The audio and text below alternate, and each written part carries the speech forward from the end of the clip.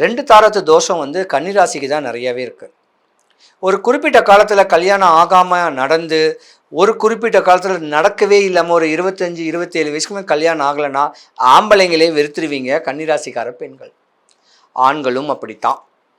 சித்தர் ஜாதகம், தவயோகி ஜாதகம். பெண்களை பொறுத்த வரைக்கும் சிஸ்டர் ஜாதகம்னு சொல்லுவாங்க. இருந்தாலும் இந்த வருடம் நீங்கள் கொஞ்சம் கவனமாக தான் இருக்கணும். பல சுபகாரியங்கள் பண்ணும்போது ஆண்டவனுடைய அனுகிரகமும் முன்னோருடைய அனுகிரகத்தோடு நீங்கள் பண்ணாதான் நடக்கும். இல்லைனா அதுவும் ஃப்ளாப் ஆகும்.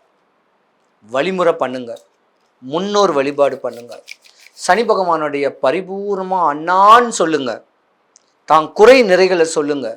கர்மக்காரகன் சனீஸ்வர பகவானால ஏதாவது ஒரு சிவன் கோயிலுக்கு போங்க, ஏதாவது அம்மன் கோயிலுக்கு போங்க.